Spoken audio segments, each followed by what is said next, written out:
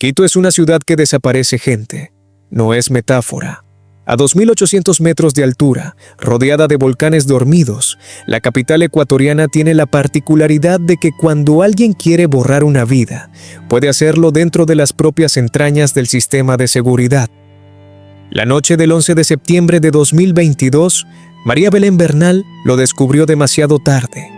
Era abogada, conocía las leyes mejor que la mayoría, pero eso no importó cuando entró a la escuela de policía en Puzuquí a visitar a su marido. Lo que pasó en esa habitación ese miércoles fue escuchado por testigos. Gritos, lucha, silencio. Nadie entró. Nadie hizo nada.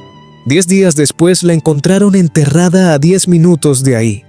Lo que hace este caso tan oscuro no es el crimen. Es que pasó exactamente donde no debería haber pasado, dentro de una institución de policías, entre hombres entrenados para proteger, y que la ciudad entera, a través de sus sistemas, sus instituciones, su silencio, fue cómplice. Esta es la historia de cómo Quito devoró a una de sus hijas. Bienvenido a Ecos del Misterio. El expediente de hoy es un caso que casi 4 años después, todavía la justicia lucha por cerrar. Suscríbete, dale like, activa la campanita, porque cada semana traemos expedientes nuevos que necesitan ser escuchados, y tú no puedes perderte ninguno. Ahora sí, apaguemos las distracciones y comencemos, porque esta es la verdadera historia de María Belén Bernal. María Belén Bernal era abogada penalista, litigante, con años de carrera dedicados específicamente al derecho penal. Quienes trabajaron con ella la describirían después como una mujer que conocía el sistema judicial ecuatoriano desde adentro, con la clase de experiencia que se gana defendiendo casos difíciles, no leyendo sobre ellos. En 2017 se había casado con Germán Fernando Cáceres del Salto, teniente de la Policía Nacional del Ecuador. Vivían juntos en Conocoto, al sur de Quito, con Isaac, el hijo de 13 años que Bernal tenía de una relación anterior. Bernal conocía, mejor que la mayoría, cómo funcionaba el sistema judicial de su país por dentro. Meses antes de morir, en una publicación en TikTok, había dado los nombres de 2 personas a las que responsabilizaba de antemano si algún día le llegaba a pasar algo. No era una premonición sobrenatural, era, probablemente, la lectura clara de alguien que ejercía el derecho penal y sabía identificar el peligro cuando lo tenía cerca. Cuando finalmente desapareció, la fiscalía descartó rápido esos 2 nombres. El sospechoso principal, desde el primer momento, fue su propio esposo. La noche del sábado 10 al domingo 11 de septiembre de 2022, dentro de la Escuela Superior de Policía, se estaba llevando a cabo una reunión social con bebidas alcohólicas, en el 4º piso del edificio, en la habitación de Cáceres. Cuando María Belén Bernal llegó esa noche a visitar a su esposo, encontró botellas de licor y de cerveza. No estaba invitada a esa reunión. Su llegada, según testigos, sorprendió al teniente. Empezó una discusión. Según el testimonio de una cadete presente esa noche, Jocelyn Sánchez, la pelea arrancó por algo relativamente cotidiano. Bernal le reclamó a su esposo que estaba borracho. Él lo negó. Dijo que solo había tomado una cerveza. Ella insistió. Escuchaba que estaba borracho, lo veía. A partir de ahí, según la reconstrucción judicial basada en ese mismo testimonio, todo escaló con una velocidad brutal. Empezó un forcejeo. Inmediatamente después, golpes, patadas, el sonido de una persona cayendo contra el suelo, contra las puertas, gritos de una mujer cada vez más desesperados. Empieza a escucharse más gritos, la pelea era como más fuerte, se escuchan golpes, portazos y empezaba a escuchar como cosas que se caían. Contaría después esa misma testigo. En algún punto de esos minutos, María Belén Bernal empezó a gritar. Pidió ayuda. Según reconstruyó después la fiscalía a partir del propio relato del agresor, alcanzó a suplicar auxilio hasta 10 veces. Otros testigos, cadetes que estaban en pisos cercanos, escucharon con total claridad las mismas 2 palabras, repetidas. Auxilio, me matan. Bernal intentaba, según se reconstruyó después a partir del audio y los testimonios, completar frases enteras pidiendo ayuda, pero ya no podía. Aún así, siguió suplicando. Durante entre 20 y 25 minutos, los sonidos continuaron.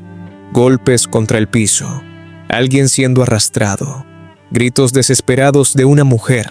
Y entonces, de un momento a otro, todo quedó en silencio. Piensa en lo que significa esa cifra: 20 a 25 minutos.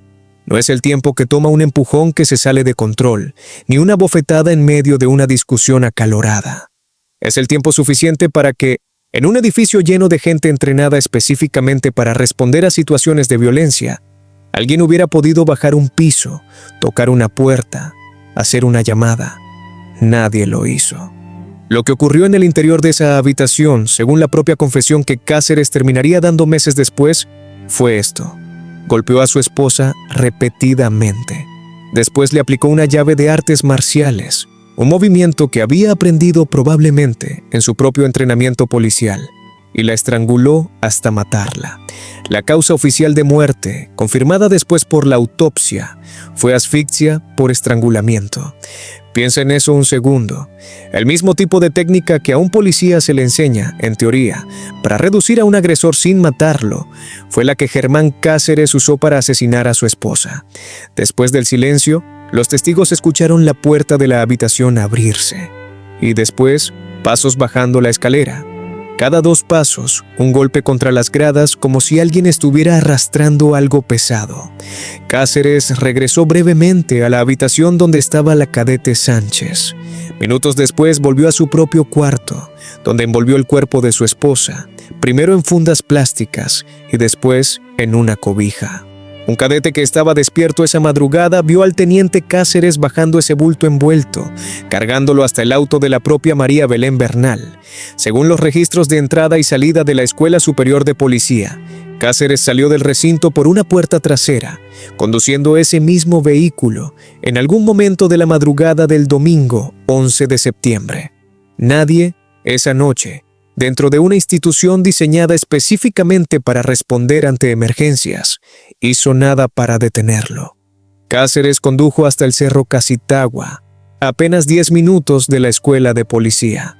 Ahí, según confesaría después, cavó un hoyo y enterró el cuerpo de su esposa, solo, sin ayuda de nadie más. Cuando la familia de Bernal empezó a preguntar por ella, la explicación inicial que dio Cáceres fue que él y su esposa habían salido juntos de la escuela y que la había dejado en la avenida Simón Bolívar para que tomara un taxi. Fue, según todo lo que se reconstruiría después, una mentira completa. No hay ningún registro de que Bernal haya salido de ese recinto con vida. Cáceres tardó 2 días en presentar una denuncia por la desaparición de su propia esposa ante la fiscalía, y lo hizo, según relataron familiares, presionado por su suegra, la madre de Bernal.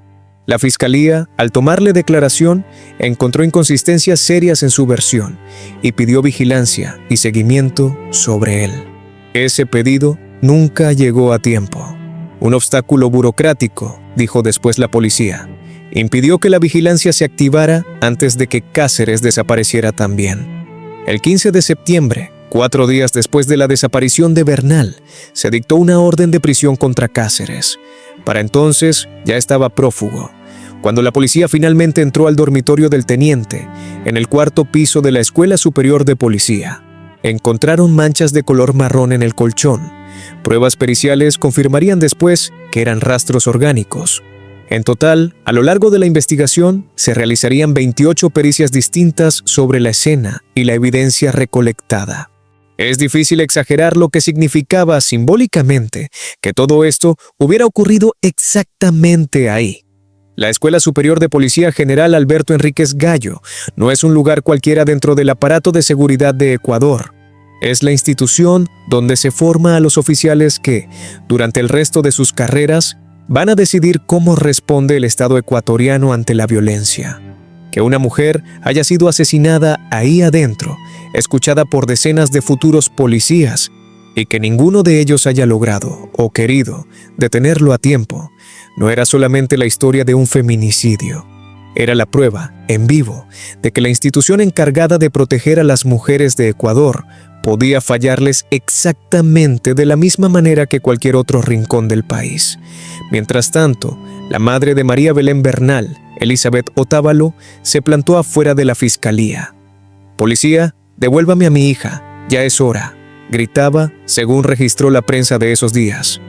«Han pasado 4 días y no me devuelven. Quiero respuestas». La familia de Bernal ingresó en esos primeros días al programa de protección de víctimas y testigos del Estado ecuatoriano. Para la familia, no era solamente Cáceres quien tenía que responder. Era la institución entera, la Policía Nacional del Ecuador, la que había dejado que esto ocurriera dentro de sus propias instalaciones, bajo su propia supervisión, sin que ningún protocolo de seguridad se activara a tiempo.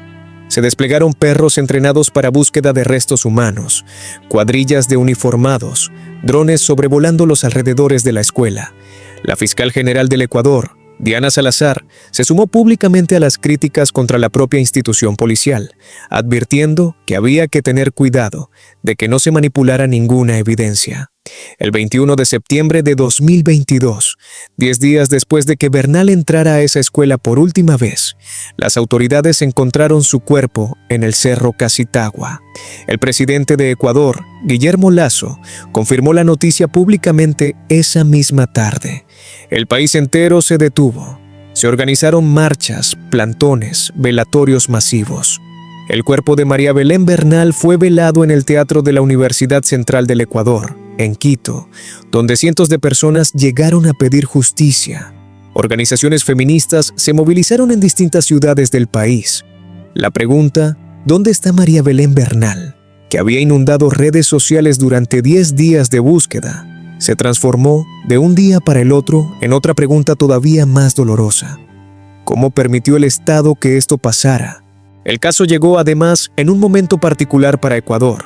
En los años previos, el país había registrado un aumento constante en los casos de violencia extrema contra las mujeres, al punto de que organizaciones de derechos humanos llevaban tiempo documentando decenas de feminicidios anuales, muchos de ellos con patrones similares, parejas o exparejas, denuncias previas que nunca se tomaron con la seriedad suficiente, sistemas de protección que llegaban sistemáticamente demasiado tarde. Lo distinto del caso de Bernal no fue, en ese sentido, que fuera un caso aislado. Fue que ocurrió dentro de la institución que, en teoría, debía estar mejor preparada que cualquier otra para prevenir exactamente ese tipo de violencia. El entonces ministro del Interior, Patricio Carrillo, calificó a Cáceres como un psicópata y describió el crimen como algo emocional e irracional. El presidente Lasso nombró un nuevo ministro del Interior y le dio 8 días a la policía para capturar al fugitivo. El plazo se cumplió y Cáceres seguía prófugo. Se extendió. Durante 3 meses, Germán Cáceres logró evadir a las autoridades ecuatorianas, cruzando la frontera hacia Colombia.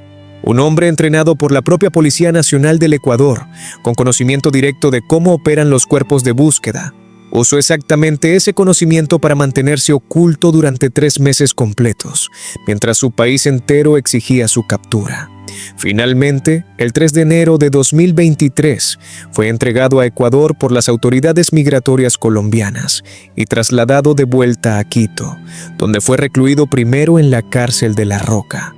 En el proceso judicial que siguió, quedaron vinculadas 3 personas: Germán Cáceres, que terminaría confesando el asesinato; Jocelyn Sánchez, la cadete que había estado presente esa noche, acusada de fraude procesal después de cambiar varias veces su versión de los hechos. Primero dijo haber escuchado los gritos de auxilio con total claridad. Después afirmó que se había quedado dormida y no había escuchado nada. Su defensa alegó que había sido presionada e intimidada por 2 superiores dentro de la propia escuela, identificados como el coronel Barriga y el capitán Arcos, para que cambiara su testimonio. Pero yo no había escuchado ni visto nada, terminó diciendo Sánchez en esa segunda versión, contradiciendo todo lo que había declarado apenas días antes. Y el teniente Alfonso Camacho, quien estaba de turno esa madrugada dentro del mismo recinto, y a quien la familia de Bernal responsabilizó por no haber intervenido pese a haber escuchado, según denunciaron, los mismos gritos de auxilio. En su propio parte policial, Camacho llegó a admitir que había escuchado ruidos y una discusión esa noche, pero dijo haberlos interpretado como un problema de pareja, de índole privada, en el que no le correspondía intervenir. Después, cambiaría también esa versión. El 25 de mayo de 2023, después de una audiencia que se extendió desde la tarde hasta casi las 10 de la noche, un tribunal dictó sentencia a Germán Cáceres, 34 años y 8 meses de prisión por femicidio, la pena máxima que contempla la ley ecuatoriana para ese delito. A Alfonso Camacho, inocencia, pese a que la familia de Bernal había pedido una condena de 22 años en su contra por el delito de omisión. Elizabeth Otávalo habló afuera del tribunal esa misma noche. Dijo que se sentía conforme, porque era lo máximo que determinaba la ley. Pero agregó algo que resumía, mejor que cualquier otra frase, lo que ninguna sentencia puede resolver. Eso no le devolvía a su hija. Iba a seguir en las calles, y siguió. Durante los últimos 3 años, Elizabeth Otávalo se convirtió en una de las voces más constantes de Ecuador en la lucha contra el femicidio, sumándose a otras madres que atravesaban tragedias similares, exigiendo, plantón tras plantón, que casos como el de su hija dejaran de tratarse como excepciones aisladas. La sentencia de 2023 tampoco fue, como suele pasar en estos casos, el final del proceso legal. Cáceres apeló, buscando reducir su condena. La primera audiencia para resolver esa apelación estaba prevista para abril de 2024 y terminó suspendida. Se reprogramó para febrero de 2024 y volvió a diferirse. La decisión final, después de más de un año de demoras, retrasos, jueces que se excusaban de participar en el tribunal, finalmente llegó el 29 de mayo de 2025, en una audiencia realizada de manera telemática. La Corte Provincial de Justicia de Pichincha ratificó la condena original de Cáceres, 34 años y 8 meses, y confirmó también la inocencia de Alfonso Camacho, rechazando el recurso que la familia de Bernal había presentado en su contra. Elizabeth Otávalo llevaba para entonces 2 años completos esperando esa sola audiencia. Hemos caminado 2 años, diría después. Primero, una suspensión de 2 jueces del tribunal por otros temas judiciales. Luego, una excusa de otro juez que ya no quiso pertenecer al tribunal. Cada demora para ella se sentía como una revictimización adicional. El caso todavía no ha terminado. El 1 de julio de 2026, hace apenas unas semanas, la Corte Nacional de Justicia del Ecuador, el máximo tribunal del país, escuchó el recurso de casación presentado en este caso. Un recurso de casación no es un tercer juicio ni una nueva oportunidad para revisar los hechos desde cero. Es, en el sistema judicial ecuatoriano, una revisión estrictamente legal. Los jueces de la Corte Nacional no vuelven a evaluar pruebas ni testimonios, sino que analizan si el tribunal anterior aplicó correctamente la ley al momento de dictar sentencia. Es, en ese sentido, la última instancia disponible dentro del sistema ordinario de justicia de Ecuador. El objetivo, del lado de la familia, es que se ratifique de manera definitiva la condena de 34 años y 8 meses contra Cáceres y que se revise una vez más la absolución de Camacho. Hasta el momento en que se cuenta esta historia, la Corte Nacional todavía no ha emitido su resolución final. La lucha de Elizabeth Otávalo tampoco se detuvo en los límites del caso de su propia hija. A lo largo de estos años, se sumó a otras madres de víctimas de feminicidio en Ecuador, entre ellas la familia de Pamela Ati, cuestionando públicamente lo que ella misma describe como encubrimiento institucional y garantías insuficientes para acceder a la justicia. Mi hija no descansa en paz mientras no paguen todos los que le hicieron daño, ha dicho, con una insistencia que no ha cedido en casi 4 años. Casi 4 años después de esa noche en la Escuela Superior de Policía, el caso de María Belén Bernal sigue, literalmente, sin cerrarse del todo. Hay algo en este caso que lo distingue de la mayoría de los que hemos contado en este canal y que vale la pena detenerse a pensar. No fue un crimen cometido en secreto, en una casa vacía, lejos de cualquier testigo. Ocurrió dentro de un edificio lleno de policías en formación, con testigos que escucharon, en tiempo real, a una mujer pidiendo ayuda 10 veces. Y aún así, nadie llegó a tiempo. Ese es quizás el detalle más difícil de asimilar de toda esta historia.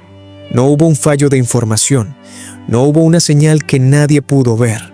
Hubo gritos, escuchados con total claridad, dentro de una institución entera dedicada, en teoría, a responder exactamente a ese tipo de emergencias. El propio caso expuso algo que va más allá de Germán Cáceres. La cadete Jocelyn Sánchez, que primero dijo haber escuchado los gritos y después se retractó, alegando presión de sus superiores, plantea una pregunta que Ecuador todavía discute. ¿Cuántas otras personas, dentro de instituciones jerárquicas como una escuela de policía, se quedan calladas no porque no vieron ni escucharon nada, sino porque el costo de hablar frente a un superior se siente más alto que el silencio? La fiscal general del Ecuador, Diana Salazar, se convirtió, a lo largo de este proceso, en una de las voces más visibles, insistiendo en que el caso no podía cerrarse únicamente con la condena a un solo hombre. Para ella, y para gran parte de la opinión pública ecuatoriana, la pregunta de fondo seguía sin respuesta completa. Si un crimen así pudo ocurrir dentro de la institución mejor equipada del país para prevenir la violencia, ¿qué garantía real tiene cualquier otra mujer, en cualquier otro lugar de Ecuador, de que el sistema va a protegerla a tiempo? Esa pregunta sigue, literalmente, sin resolverse.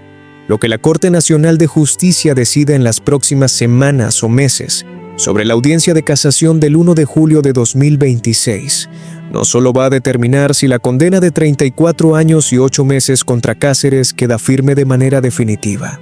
También va a decidir si la absolución de Alfonso Camacho se sostiene, o si, casi 4 años después, alguien más, además de Cáceres, finalmente tiene que responder por lo que pasó o no pasó esa madrugada dentro de la Escuela Superior de Policía. María Belén Bernal tenía 34 años. Era abogada. Había construido una carrera entera defendiendo casos penales, entendiendo, mejor que la mayoría de sus conciudadanos, cómo se mueve realmente el sistema de justicia ecuatoriano. Tenía un hijo de 13 años, Isaac, que hoy, casi 4 años después, sigue esperando que la justicia en el caso de su madre termine de cerrarse por completo. Bernal había identificado, meses antes de morir, exactamente el tipo de peligro que finalmente la mató, aunque se equivocó trágicamente sobre quién representaba ese peligro. No fueron los 2 nombres que había señalado en un video de TikTok. Fue el hombre con el que se había casado 5 años antes, dentro de la institución que él mismo servía, rodeado de decenas de personas entrenadas para intervenir en exactamente ese tipo de emergencia. Isaac creció, en los años que siguieron, con su abuela Elizabeth, como la figura constante que nunca dejó de pelear por justicia para su madre. Incluso cuando esa pelea significó años de audiencias suspendidas, jueces que se excusaban y una espera que se volvió, en sus propias palabras, una forma de revictimización constante. Descansa en paz, María Belén. Tu madre nunca dejó de gritar tu nombre en las calles y no va a parar hasta que la última puerta de este caso quede cerrada. Si este caso te dejó pensando, dale like y suscríbete a Ecos del Misterio. Y si vivís violencia dentro de tu propia relación o conoces a alguien que la está viviendo, en Ecuador podés llamar a la línea gratuita 911 en caso de emergencia o comunicarte con el Centro de Equidad y Justicia de tu municipio para orientación y acompañamiento. Nunca es una exageración pedir ayuda antes de que sea demasiado tarde. Nos vemos. Hasta la próxima, mis queridos oyentes.